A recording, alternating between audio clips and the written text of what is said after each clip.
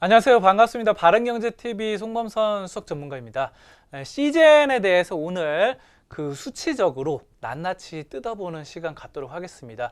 여러분들 시젠 그러면 이번 코로나로 대박났다. 뭐 이런 말들이 많은 기업인데요. 뜬구름 소문이 많습니다. 사실. 그 루머 이런 것들이 많기 때문에 여러분들 거기에 쉽사리 현혹되면서 섣불리 투자해서는 안 되고요. 정확한 수치를 좀 따져 보셔야 됩니다. 자, 그럼 한번 화면 보도록 하겠습니다.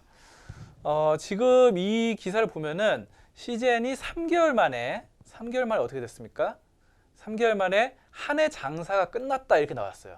야, 3개월 한 해 장사 끝났다. 아주 좋은 얘기입니다. 아주 좋은 얘기. 자, 그래서 시젠이 전체 매출의 35% 가량이니까 이게 1분기 실적이 이게 바로 3분의 1이다. 뭐 이렇게 보시면 되겠죠. 그래서 지금 이게 걸러서 뭐 엄청나게 팔리고 있다. 유럽에 팔리고 미국에 팔리고 있다. 그래서 비중이 굉장히 높아졌고 진단 키트가 차지하는 비중 뭐 583억 뭐 이 정도 매출이 된다고 합니다. 자, 그리고 이제 요것도 보면은 시젠이 역대 최고 실적을 기록할 것이다. 뭐 60개국 공급하는 뭐 높은 실적을 나타낼 것이다. 이런 말들이 나오는데 이게 진짜 믿을 만한 말인지 아니면 그냥 뜬구름 잡는 그런 루머인지, 물론 뭐 이 신문 기사만 그런 게 아닙니다. 다른 모든 도는 말들 이런 게 너무 많아요.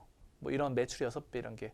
그렇기 때문에 어디가 맞는 말인지 그런 것들을 좀 정확하게 수치적으로 좀 판별을 해보는 시간을 갖도록 할게요. 자, 그럼 이겁니다. 요거는 이제 시젠의 재무제표인데요. 재무제표 이게 얼마나 수치상 올라가고 있는지 한번 보도록 할게요. 이 지금 연간 실적으로 봤을 때 매출이 737억에서 889억으로 올라왔어요. 2017년에. 근데 2018년에 1000억으로 올라갔습니다. 그리고 2019년 12월에 1220억입니다.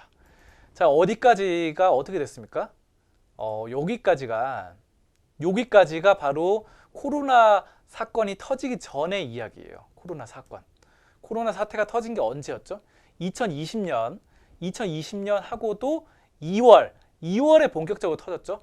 1월 말부터 터졌는데 2월에 바로 본격적인 사태가 터졌습니다. 그래서 우리가 이제 의미 깊게 봐야 될 건 어디입니까? 요거 2020년 12월 예상 수치입니다. 예상 수치. 근데 요게 바로 이거 늘긴 늘었는데 그렇게까지 뭐 100억, 200억 뭐 이렇게 늘다가 갑자기 2,700억 원이 늘죠. 요게 바로 퀀텀 점프입니다, 여러분들. 그래서 제가 봤을 때 이 시젠 같은 경우는 바이오주는 거의 다 꿈을 먹고 살잖아요. 그런 제약 바이오주, 기대 유망주 뭐 이런 것들이란 수식어보다는 꿈을 먹고 사는 것보다는 이제 실적 성장주 이렇게 불리는 게 맞는 것 같아요. 원래 성장주라고 불리는 종목들이 있죠.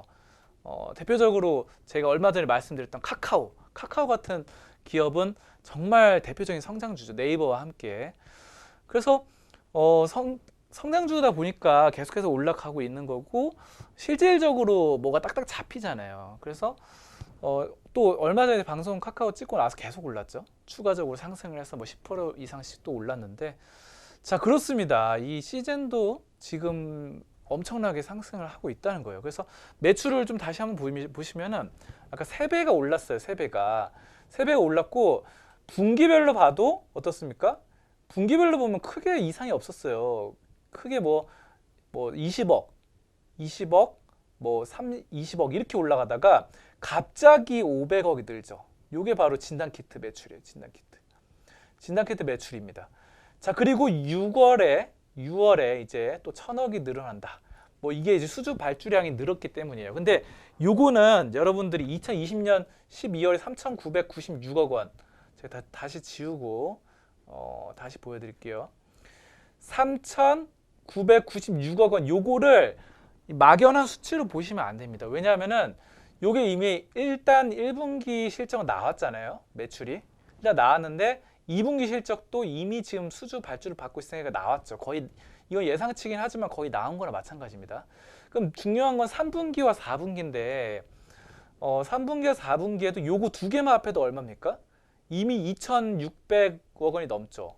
1분기, 2분기만 합해도 2,600억이 넘는데 대략적으로 평타만 쳐도 1,300억 원, 3분기, 4분기 합해서 1,300억 원이 안 되겠습니까? 그냥 계산해 봤을 때. 물론 안 될 수도 있겠죠. 하지만 지금 뭐 전 세계적인 상황, 미국이나 뭐 요즘은 이제 그 트럼프 마스크 안 쓰다가 요즘 마스크 쓰기 시작했죠. 자, 그리고 또 이럼에도 불구하고 미국에서는 얼마 전에 이런 기사를 봤어요. 그 어떤 가게인데 식당인데 마스크 쓴 사람은 땡땡 하지 마라. 뭐겠습니까? 맞춰보세요. 마스크 쓴 사람 땡땡 하지 마라. 이 땡땡이 뭐냐면은 마스크 쓴 사람은 들어오지 마라. 이겁니다. 출입이 불가능하다. 이렇게 해놓은 거예요. 그러니까 보통 우리나라에서는 마스크를 쓴 사람만 출입이 가능하다. 이렇게 하는데 미국에서는 아직까지 그런 마스크 쓴 사람을 들어오지 마라. 이런 가게가 있다고 합니다. 꽤 많다고 합니다. 그것도 심지어. 왜냐하면은 유럽도 그렇다는데 왜냐하면은 그 마스크 쓴 사람이 환자라고 생각하는 거예요. 그래서 너 코로나 걸렸으니까 들어오지 마. 네 코로나 걸렸으니까 우리 가게 들어오지 마. 뭐 이런 식의 발상이 굉장히 많다고 합니다. 정말 위험합니다. 그렇기 때문에 이게 뭐 아무리 트럼프 대통령이 마스크를 쓰고 해도 아직 유럽이나 미국에서는 그럴 만한 그 문화적인 전파리가 없어요. 얼마 전에 제가 그 코로나 관련 영상을 봤거든요. 미국에서 공익 광고를 해가지고 공익 광고를 해서 봤는데 거기에 그 이렇게 마스크 쓴 사람도 나오는데 사회적 거리두기 그 공익 광고였어요. 근데 사회적 거리두기를 해서 뭐 이렇게 해서 만나는데 어쩌다 보니까 만났어요. 두 남녀가 만나는데 뭐 그걸 또 뭐 지켜주고자 경찰들이 뭐 또 나가고 뭐 이러는데 경찰들이 이제 뭉쳐가지고 이렇게 했는데 마스크 쓴 그 경찰이 한 명도 없습니다. 근데 그래도 어쨌든 공익 광고잖아요. 공익 광고고 그런데 마스크 쓴 경찰이 없다. 요건 약간 제가 봤을 때 굉장히 좀 놀라웠습니다. 아무튼 이런 문화인 것 같아요. 그래서 이런 거 봤을 때 아직은 3분기와 4분기에 코로나가 다시 한번 또 크게 창궐을 할 가능성이 어느 정도 있다. 그래서 이게 지금 두 개 합하면은 1분기, 2분기 합하면 2,600억 원인데 2,600억에서 평타만 쳐도 이 절반 값만 해도 3,900 되죠. 플러스 1,300 돼서.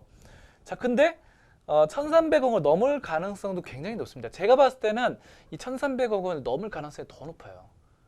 지금 이 진단키트 발주량 이런 것들을 추세로 봤을 때는 더 많습니다. 자, 그래서 왜냐하면은 실질적으로 확진자 수가 줄어든다 하더라도 사람들이 3분기, 4분기 돼도 여름, 7월, 8월 되면 어때요, 여러분들? 바닷가로 놀러 가겠죠? 아무리 코로나가 돼도 바닷가 놀러 갈 거예요. 바닷가 놀러 가면은 놀러 가가지고 신나게 노는데 사람들이 너무 많아. 사람들이 너무 많으면 왠지 불안하죠, 왠지. 근데 난 멀쩡해 보여. 근데 그러면은 진단키트 사서 혼자 집에서 한번 테스트 해보자. 그러면서 틱 이렇게 눌러서 10초 만에 판별되는 바로 이런 진단키트가 얼마나 편합니까? 내가 또 병원 가가지고 또 막 이렇게 1339 눌러가지고 코로나 걸렸는지 테스트하고 뭐 저희 의사가 또 안 된다 그러면은 당신 이태원 간 적 없지? 이러면서 안 된다 그러면 또 뭐 자가 비용 막 18만 원, 20만 원 막 들어가. 이거 누가 합니까 이거? 시젠 거 하나 사가지고 그냥 바닷가 갔다 와서 걸린 거 약간 위험해 보인다 그러면 탁 한번 해보고 요런 걸로 이게 매출이 꾸준하게 나온다는 겁니다. 그 충분히 1,300원 나올 수 있다는 거예요. 제가 봤을 때 그렇습니다. 이 수치상으로. 자, 그렇게 보시면 되고 영업이익도 마찬가지. 영업이익도 이렇게 되는데 갑자기 1,800억으로 늘어나죠. 이게 현실성이 있다는 거예요. 어느 정도 봤을 때. 그러니까 당기순이익도 마찬가지예요. 당기순이익도 갑자기 늘어나죠. 1,400억 원. 그러니까 이게 바이오 기업이 대부분 적자를 면치 못하고 성장성이 제로인데 비해서 이거 굉장히 성장주예요. 여기 놀라운 게 요겁니다. 영업이익률이 대부분 10% 이상을 기록했어요. 이거 굉장히 좋은 겁니다. 영업이익률 45%. 그리고 이게 지금 ROE가 5% 이렇게 한 자릿수였는데 10%, 19%, 74%까지 늘어나죠.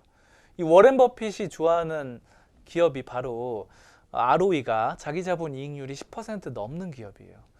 아무튼 이런 것들 봤을 때 굉장합니다. 순이익률도 뭐 10% 넘어가고 3년 연속. 자, 그리고 부채가 얼마 없습니다. 부채가 44%밖에 안 돼요. 보통 이렇게 성장주들 봤을 때 이게 기업이 좀 잘 된다 싶으면은 수주량이 많고 이러면 어떻게 합니까? 막 이렇게 돈을 빌려와요. 왜냐하면은 이게 공장이 한정돼 있잖아요. 공장이 1공장, 2공장 되는데 갑자기 발주량이 늘었어요. 진단키트. 그러면은 2공장, 1공장 두 개만은 안 되니까 어떻게 해야 돼요? 3공장을 만들기 위해서 내가 CEO인데 돈이 없어. 돈이 없으면 어떻게 해요? 은행에서 돈을 빌려와요. 그럼 부채 비율이 확 늡니다.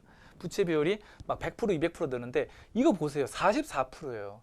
보통 망해가는 기업도 100% 넘는 부채 비율이 굉장히 많습니다. 이거는 굉장히 재무가 안정적인 거예요. 아시겠죠? 원래 좀 29% 작긴 작았는데 44% 예상치가 여기서 다시 18%로 더 줄어듭니다. 이거 굉장히 고무적인 사실입니다. 자, 그리고 이게 또 한 가지 좋은 게 이 자본 유보율 있죠. 유보율이 돈을 쌓아두는 거거든요.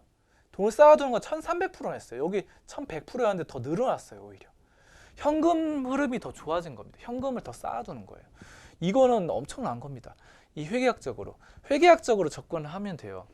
그래서 이게 시젠이 제가 봤을 때는 이제는 더 이상 그 미래가치주나 꿈을 먹고 사는 기업이 아니다. 진짜 이거는 그 이제 성장주로 분류를 해야 되지 않나. 뭐 저는 뭐 이렇게 말씀을 드리도록 하겠습니다. 자, 그리고 마지막으로 이거 성장주인 거 인증했고 제가 이 주가 차트 한번 보도록 할게요. 주가 차트인데 요게 이제 이게 이렇게 됐는데 이렇게 올라가다가 떨어졌죠. 다시 올라갔다가 떨어졌다가 이게 오랜만에 양봉이 나왔어요. 이거 상당히 좋은 신호예요. 왜냐하면은 여기가 음봉이 꽤 많이 나왔죠. 음봉이 하나, 둘, 셋, 넷, 다섯, 6개. 중간에 잠깐 십자형 캔들 나온 거 막 거의 6개가 음봉입니다. 그러다가 양봉이 딱 하나 나왔어요. 이거 굉장히 좋은 신호입니다. 이게 추세 전환인 거예요. 추세 전환. 아, 이 굉장합니다. 그래서 이런 것들 추세가 깨지지도 않았죠. 추세는 이평선 이런데 추세 깨지지 않고 다시 양봉 나오는 이런 것들이 다시 한번 상승 추세로 접어들 수 있지 않을까. 뭐 이렇게 예상을 해보도록 하겠습니다. 자, 아무튼 오늘 시젠 정말 재무제표 분석으로 워렌 버핏이 좋아할 만한 그런 기업 가치 측면에서 한번 분석을 해봤습니다. 바로 이 성장주로 분류할 수 있다. 시젠 이렇게 좀 말씀드리고 여러분들이 투자에 참고하시면서 긍정적인 결과 얻으셨으면 좋겠습니다. 시젠 같은 멋진 종목들 여러분들 왼쪽 상단에 있는 전화번호로 연락 주시면 저희가 좋은 종목들 많이 뿌려드리도록 하겠습니다. 저는 다음에 더 좋은 종목으로 찾아뵙도록 하겠습니다. 송범선이었습니다. 감사합니다.